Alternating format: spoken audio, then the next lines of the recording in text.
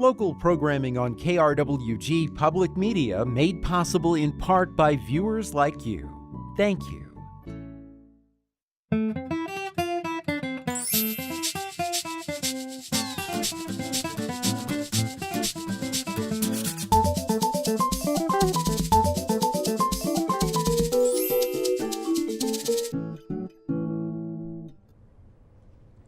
Welcome to Fronteras, A Changing America. I'm Robert Palacios. Today on Fronteras, we will be speaking with Dr. Connie Ponce, Chief of Mental Health, and Nydia Avitia, Acting Suicide Prevention Coordinator, about mental health and suicide prevention programs through the El Paso VA healthcare system. Hello guys, welcome. Hello, thank you for having us. So tell me a little bit about what mental health and suicide programs are offered at the El Paso VA Suicide Center. Well, we offer a wide assortment of mental health programs. We also cover additional areas even outside of the El Paso area. We have a clinic here located in the Las Cruces area as well. We provide a variety of services in mental health to include treatment for substance abuse issues, post-traumatic stress disorder, depressive symptoms. We also offer group therapy, individual therapy, and the therapies that we provide are actually based in research in terms of what is empirically supported as being the most effective in terms of reduction of symptoms. We also provide pharmacological treatment for veterans who may require medications to assist in decreasing symptoms. We also provide services in terms of outreach. We provide suicide prevention services. We provide services for homeless veterans who need assistance in terms of reintegrating into the community and have housing needs. We also offer assistance in terms of employment services if veterans present with mental health symptoms or substance abuse issues and they want to engage in the community in terms of working and need assistance in terms of supporting them within job seeking skills. And tell me a little bit about your position at the center. I currently oversee the daily operations for mental health. Part of my role is to be able to ensure that we can continue to offer the spectrum of services for mental health. I assist in coordinating the services, ensuring that we have access for veterans, also looking at it from a budgetary standpoint if we need to expand our services into the community. So it's daily operations in terms of that, and also ensuring that we have the clinicians who are able to provide the services, assisting in training of the clinicians to be able to provide the services to veterans. And I also help just support the facility and veterans in the community as well in terms of our outreach efforts. Okay, and Ms. Avitia, tell us a little bit about your job with this. So right now I am the Acting Suicide Prevention Coordinator at the El Paso VA, and the number one role that I have in the suicide prevention program is to help our providers within the facility identify those veterans that we deem to be at high risk for suicide. And at that point we alert all of the providers within our system to their heightened risk, and we make sure that we give them advanced level of care to try and help mitigate the risk of suicide. And we periodically check on safety assessments, we periodically review their cases to see if they are at continued risk or whether or not we can at that point do what is clinically indicated. And we also do outreach in the community. We do as much outreach as we can, and we help the providers within the service with whatever veterans they might have that have any type of suicide risk with ideations, attempts, or any type of completions. What other positions do you have under your facility? Within mental health, we actually have direct line providers. So we have psychiatrists, we have psychologists, we have mid-level providers as well. So we have nurse practitioners, we have independently licensed professional counselors, we have social workers. We also offer RN services, we have LVNs, we have addiction therapists, and then we have our administrative staff as well. This is important. Where are you guys located? So our main facility is located in El Paso. We actually are associated with the William Beaumont facility. So we are actually on Fort Bliss, right next to William Beaumont Army Medical Center. But we also have additional clinics outside of the main facility. So as I indicated earlier, we have the clinic here in Las Cruces. We also have a clinic on the east side of El Paso. And we are slated to, in the future, open up a clinic which is is going to be our South Central Wellness Center, and we're also looking at expanding into the west side of El Paso. Okay. Tell me about the specific suicide prevention efforts at the El Paso VA healthcare system. So within our system, one of the main things that we do right now, or that we are increasing right now, is the amount of outreach that we do. So we are trying to partner with as many community providers that we have so that we can spread the word, spread knowledge on what risk factors are, protective factors are, anything like that, so that we can help all of the veterans in our community, even those that are not enrolled in our system. So that's one of the big things that we do. Like I said, the other thing that we do is help providers with identifying veterans that are at high risk for suicide and providing that advanced level of care for them, and help linking them up with whatever they need to address their immediate needs. How do veterans access these services? Are they recommended? Is it self-identifying? It actually could be a combination of any of the above. One of the things that the VA is known for is their Veterans Crisis Line. So one of the ways that veterans can be identified for us is if they call the National Veterans Crisis Line. That is manned by licensed independent professionals who will then coordinate them and link them to their local facility. So this is nationwide. Wherever the nearest facility is, they will send information to us, even if they're not enrolled. And then our follow-up is to follow up directly with the veterans or the individual who contacted us. Sometimes it's not even a veteran. It could actually be their family member, and we will still coordinate services with them in the local area. But we also have veterans who will self-present. We have community partners that will also refer veterans to us. Sometimes it's community partners such as the hospitals who have a veteran who has been hospitalized, and they will coordinate services with us. We have veterans who walk in and simply present and say, I need some help. So we actually rely a lot on our community partners as well as veterans just presenting or family members to help engage them in our services. What are some of the warning signs for those at risk for suicide? So what we want to look at is any type of significant changes in behavior. So that could be anything from sleeping more, sleeping less than what is usual, people that will speak about having thoughts of suicide, people writing letters, and preoccupation with death, people that increase their drug or alcohol abuse. So it can really range for so many different things. But those that we feel that are the acute warning signs that would really need any type of immediate attention would be speaking about suicide, looking for means, whether it be looking for a firearm, stockpiling on pills, even researching methods on the internet is something extremely concerning. So those are some of the things that we want to look at. If I'm a family member or a friend, what do I do to identify after I identify these? To reach out for support and maybe not make the situation worse, but still find help?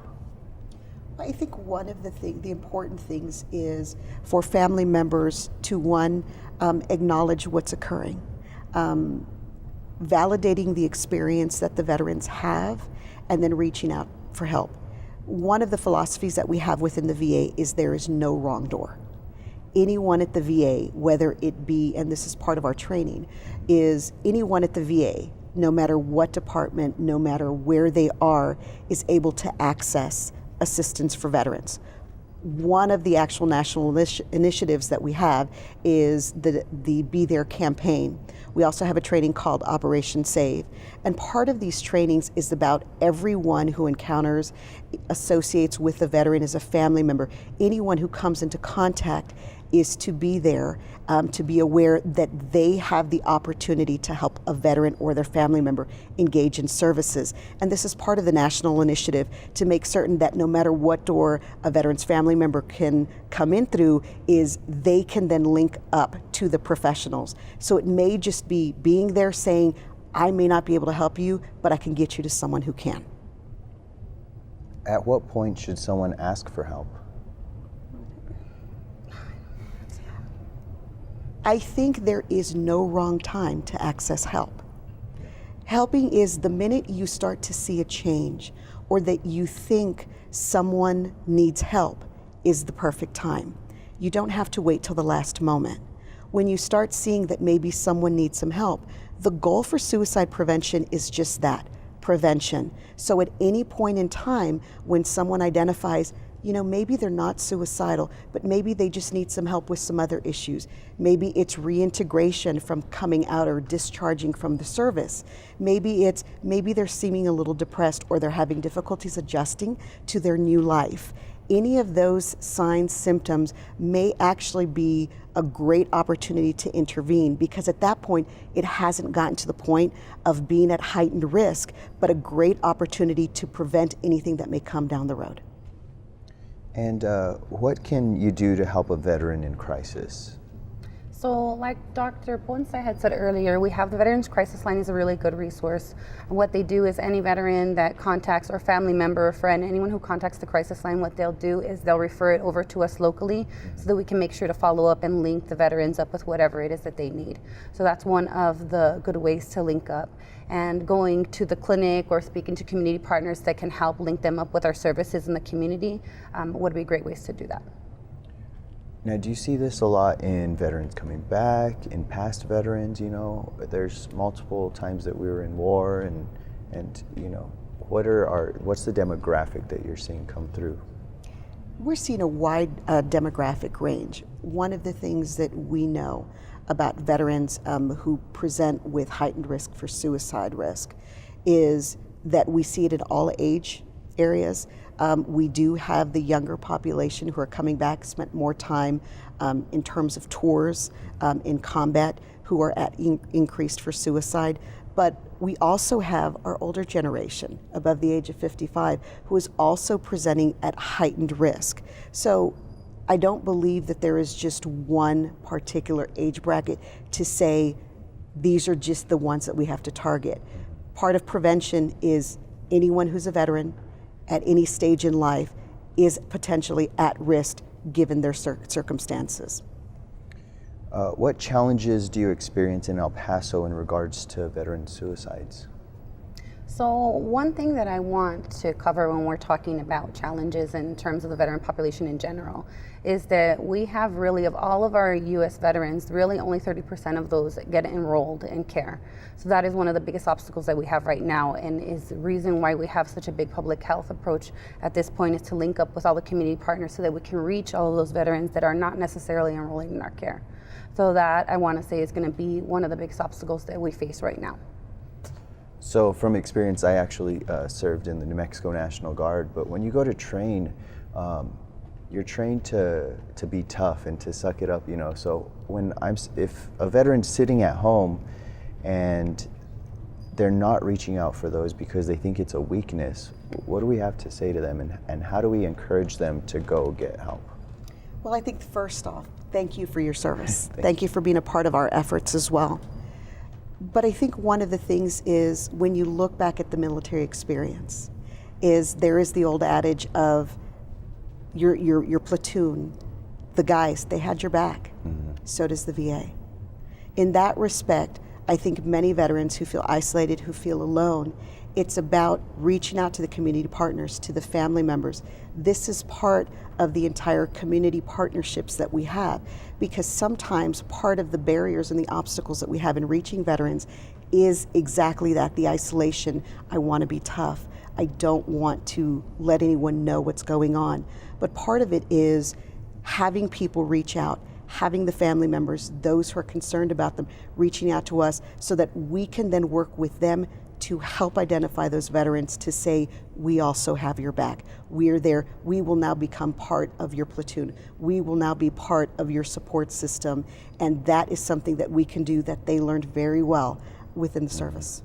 I think you mentioned it already, but there's job placement, maybe some activities to keep them involved, maybe some financial support. That's all available, right? Yes, sir, it is. What trends are you seeing in regards to veteran suicide in the area? So right now we have an increase with our younger veterans at being at heightened risk for suicide, and one of the big things nationally that we talk about in terms of trending is the firearm, the use of a firearm when we're talking about completions, suicide completions. So we have around 70%, it's 69.4 to be exact, but around 70% of our deaths by suicide are having with use of a firearm, And so one of the things that we do have at the VA, we have gun locks readily available for veterans. We have them stocked at every single facility, and so it's available to veterans. They do not have to be considered at high risk for suicide to be able to get them and be provided them. And so that's one of the big things that we have a focus on right now, and doing a gun lock campaign to try and spread that, limit that access to means for our veterans and their families. When someone comes back from overseas of being in a war zone, what's the procedure in getting them, just giving them knowledge of these resources available? Well, one of the things that VA has done is there is a huge partnership currently ongoing with DoD to be able to integrate veterans into the VA system before or as part of their out processing, so that they're aware of what's available. As Nydia indicated, one of the things that we see is there's a high population who is not even engaged in VA services. And part of that is, where can we intervene?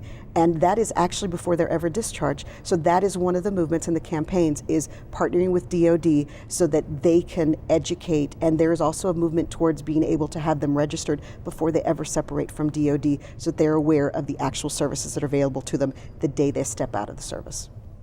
Okay. And how is the VA addressing helping those with suicide thoughts before it becomes a suicide attempt? So when we have our providers that meet with our veterans, they all do a risk assessment with the veteran. They'll identify any type of risk they have, and then we'll at that point create a treatment plan to help increase their coping strategies and try and mitigate that risk. And that's one of the biggest things that they'll focus on during treatment, is to try and increase that so that they can have the tools to use to prevent from getting to that point. We do complete forms that are called a safety plan, and it's pretty much with people identifying what might trigger them having those thoughts, might trigger depression, anxiety, anything like that. And then it covers what they might be able to do to distract them, and friends, family, and professionals that they can reach out to when they need to speak to someone or need any type of assistance. What prevention efforts do you have in place, and why is suicide a public health concern? Well, I think one of the main reasons that suicide prevention is a community issue is because we all, in some way, shape, or form, have interactions with veterans, whether they be family members, whether they be neighbors, whether they be our co-workers. What we know is that a majority of the veterans are not engaged in care. As a community, we rely on community partnerships to help us engage veterans, to be able to access the services that they need. So the more partnerships, the more awareness that we can provide to this issue, the more likely we are able to reach out to veterans who need the help. It takes a village, and it's not just taking a village to raise children, but it takes a village also to support the veterans who have protected our freedoms. That's the least of what we owe them. You mentioned a lot about outreach. If I'm a business owner and I know I have employ a lot of veterans, what can I do to contact you all to just make awareness within my company? Well, on the Veterans Crisis Line website, there is a locator section where they're able to put in their zip code, and it will give you the point of contact for that facility that works specifically in the suicide prevention program. And at that point, it would be just contacting us by phone or emailing us and letting us know that they're wanting us to go out, speak to their employees, speak to the population that they serve, to really give some type of training on what risk factors are, anything like that. And we will be willing to make arrangements and then go out and see what we can do to. Is this something you guys have done before? Yes. Yeah. Can you tell me about the Be There campaign? So I mentioned it earlier. The Yeah. Be There campaign was a national campaign that was started through our central office, recognizing the fact that we need everyone to join together and be there for veterans. Anyone who encounters them at any level. It doesn't just have to be a mental health professional, but anyone who has any contact with them, whether it be through work, whether it be their neighbors, has the potential and the opportunity to intervene prior to it ever actually occurring, it being any type of suicidal ideation. So if all of us can intervene, if all of us can take the time to say, hey, can I help you with anything? Can I help engage you? Do you need any support? Validating them in terms of their experiences has the opportunity to change something. Sometimes it just takes an act, and it may not be always the VA. It may be someone who cares about them in their life and says, let's go get you some help. They have the opportunity, no matter what level they are, to be able to be there for them and make the difference. Is there a resource somewhere that individuals can go to and kind of get some more information and training or help learn more about Be There? Yes, there is. At the website www.va.gov, we actually have some resources there in terms of the Be There campaign. We also have our suicide prevention website that also does talk about the Be There campaign, but also just contacting the VA through our suicide prevention workers such as Nydia, who can provide a lot of the materials in terms of training or just pamphlets, anything that any companies or communities that might need, we can assist in engaging and providing those for y'all as well. Why is this so important? Well, because suicide affects everyone in all ages and all throughout the whole U.S. It's going to be the #1 preventable death in the world. And so it's something that we really want to focus on, because it's not just one system alone is not going to be able to fix the problem. And so we need to partner with as many people as we can to have that collaboration and have better chances of being able to reach as many people as we can in the community, not only veterans, but family members and just our general community people, to be able to help that. And we talked a little bit about resources in El Paso. What do individuals in maybe Las Cruces or Alamogordo have for these services? So a couple of things that they're able to access is the clinic here in Las Cruces. The National Crisis Line is everywhere. They don't even have to leave their home. One of the other things that we're able to provide, and we have not spoken much about it, is telehealth services. And it's expanding the ability to reach veterans. And for those veterans who may not live close to an area, we have the opportunity to, one, to be able to help them access services in their community. And it may be we refer them out into the community to get help close by. But one of the other things that we're also expanding is video connected to the home. And this modality allows us to be able to provide services for mental health and a variety of other services through the VA to the veteran in their home, whether it be through their phone, a connection such as an iPad or a computer. So we are also starting to reach out in those modalities to be able to reach veterans no matter where they are. That's great. How many veterans do you serve in mental health? In mental health, within FY18, we served approximately 18,000 unique veterans. So this is just new veterans who, no duplication of services, but these are just veterans in the past year. At this time, within this year, we're at approximately 11,000 uniques. And you're saying this is only 30% of those who actually look for services? Yes. Wow. Have you seen any changes in veteran statistics for mental health? One of the things that we've seen is our efforts have been on trying to reduce the rate of suicide per day. One of the things that we have seen is we are seeing a trend upward, unfortunately, with veterans from reserves and the National Guard who have never been actually federally deployed. And we're seeing a rise in terms of those statistics, in terms of their suicidal ideation and attempts as well. But one of the other things that we are seeing is we are seeing also an increased emphasis in suicide, which will hopefully over time allow us to see a decrease in terms of the suicide rate. Are the educational efforts or campaigns impacting the suicide rate among veterans, and how can people help build up that outreach?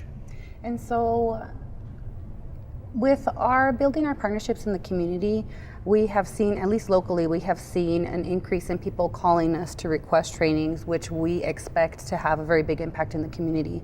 We are right now partnering up with our VA chaplain, and so we have been linked up with doing presentations to the Catholic Diocese in El Paso and linking up with different denominations. I have been trying to work closely with New Mexico State University, the veterans programs, the UTEP, El Paso Community College, the different community colleges around the community, and so we have been able able to really do much more outreach efforts and give many more trainings, and we expect that to have a good impact in our community. Is there anything specific that we can do to help? You're mentioning the outreaches and any online training besides the Be There campaign that we can take advantage of as citizens? Well, I think any time, as Nydia indicated, if there is something that we can help with in terms of providing some of these trainings, Operation Save is one of those trainings that we provide in terms of what are some of the signs, symptoms, how can we be there, how can we act, how can we validate their experiences, and how can we engage them in care. Those type of presentations, those type of trainings are things that we can actually assist the community on. But I think one of the things we're doing here today is one of the biggest things that we can do as a community, which is having community partners who are willing to say, this is actually occurring. How can we help? How can we partner? And how can we bring awareness to this being everyone's focus and emphasis is we all need to be there. And the more awareness we can bring to it, the more likely we can engage veterans into the care they need before it ever becomes an issue. Well, thank you ladies so much for joining me today. This is such an important topic that isn't talked about enough, that people are afraid to bring up. And I think it's important to reach out to those in need and say it's okay to ask for help. And it's wonderful to see that there's so many resources in our community that they could reach out to. Thank you very much. Appreciate being here. There's always options and there's always help. If someone you know is struggling emotionally or having a hard time, you can be the difference in getting them the help they need.